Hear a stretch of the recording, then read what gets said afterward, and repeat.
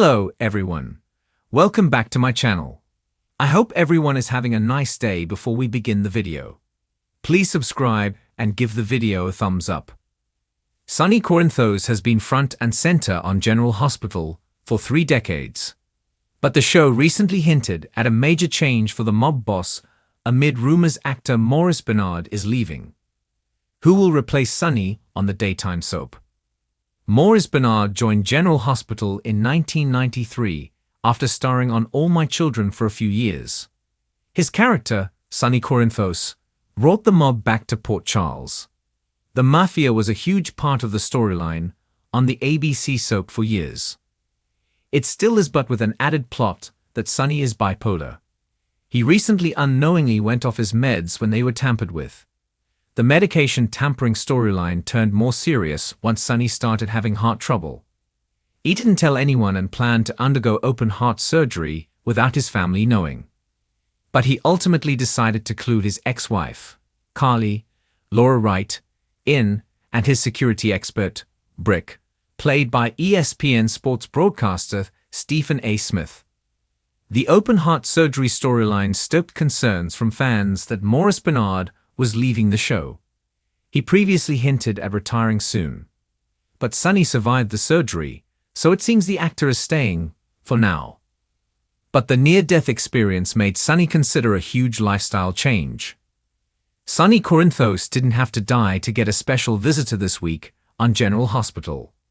He had a very lucid dream from the sedation medication. Fans were hoping to see the return of one of his sons, Michael, Chad Duell, or Morgan, Brian Craig. However, Sonny got a visit from another important family member, his father, Mike Corbin, Max Gale. The character died in 2020 amid a battle with Alzheimer's. He appeared to Sonny at Bobby's Diner. After assuring Sonny that he didn't die during the surgery, the two had a heart-to-heart.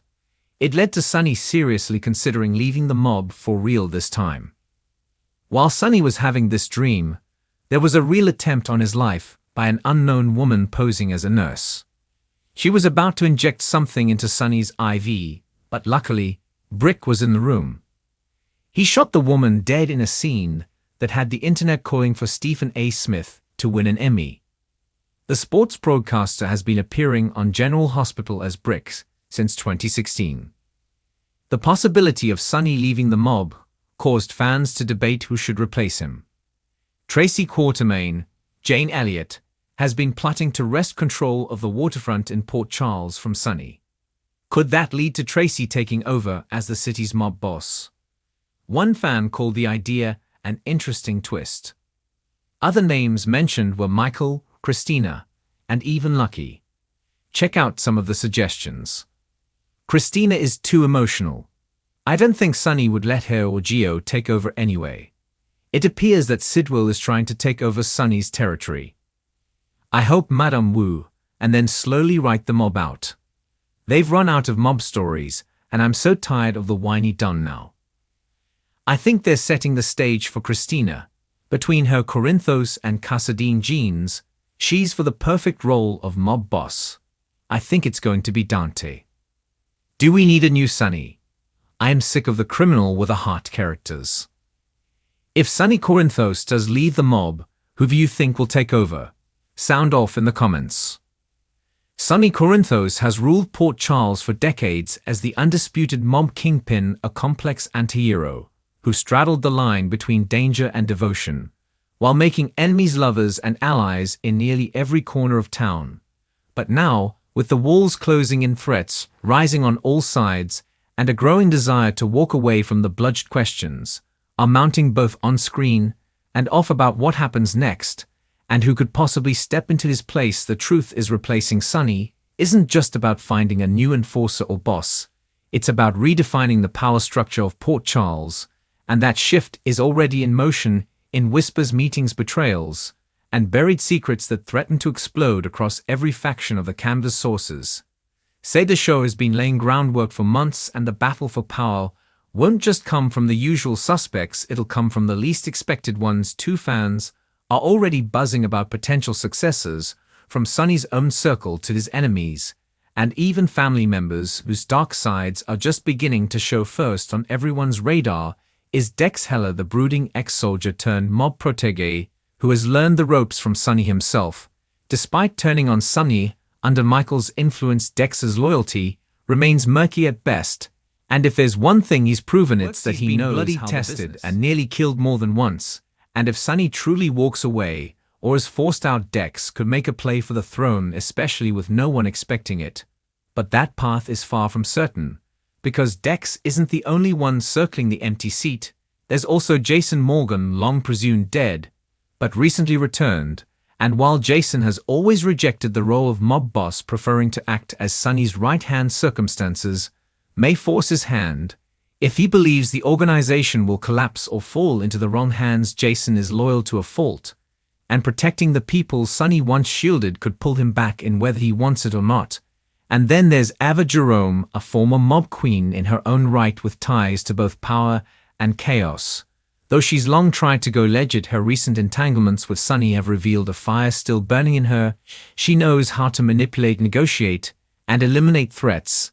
And if she decides that someone must maintain control of Port Charles to protect herself and her daughter, she might step up at a move no one sees coming. And she won't be doing it alone, because lurking just behind her is Nicholas Casadine, whose thirst for vengeance is slowly reigniting. Imagine a power couple with Casadine resources and Jerome ruthlessness reclaiming control in the wake of Sonny's exit.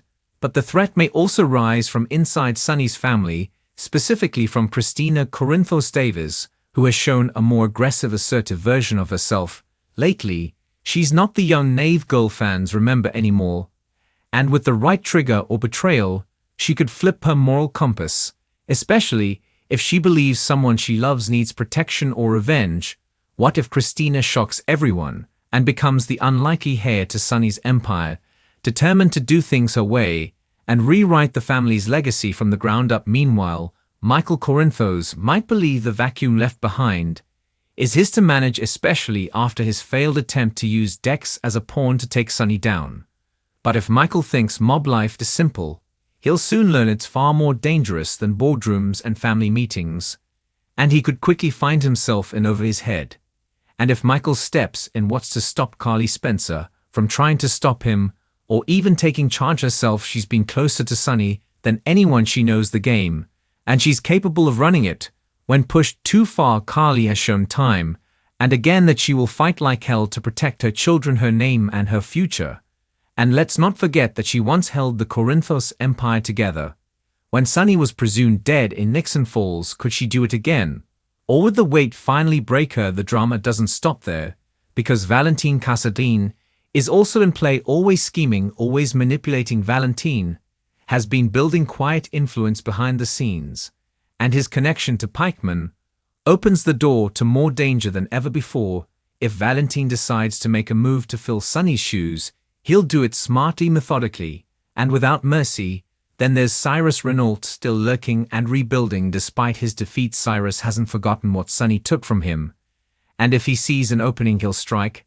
And this time he may come armed with religion, political backing, or worse, a mole within the family. The biggest shock of all, though, may come from someone no one expects, someone like Gio, who's still finding his place in the world and has ties to Brooklyn and music. But what if Gio's Quatermain blood isn't the only thing he inherited? What if there's a darker legacy hidden beneath his smile and charm? What if he's meant for more than singing at the Savoy? What if the writers are crafting his rise as a new kingpin in the making, a young bloodline mix of Quatermain cunning and Corinthos grit that no one will see coming? And let's not discount newcomers either, with Pikeman still a shadowy threat and whispers of new investors lurking on the edges of town. Someone entirely new could swoop in with a gunner plan and a thirst for domination in the absence of Sonny. But no matter who tries to take control, there will be consequences, because Port Charles without Sonny Corinthos is a city on the edge, peace kept by his shield, while chaos barely held at bay by his presence. And once he's gone, every old grudge, forgotten feud, and buried betrayal will rise up from the ashes. The mob families will realign, the enemies will regroup, and those who once dared not challenge Sonny will make their move. GH fans, should expect a bloodbath of secrets, loyalties, and shifting alliances as the crown is up for grabs, and everyone wants it, but only one will get it, and only if they survive long enough to wear it. Thanks for watching this video, and please subscribe our YouTube channel for more update news.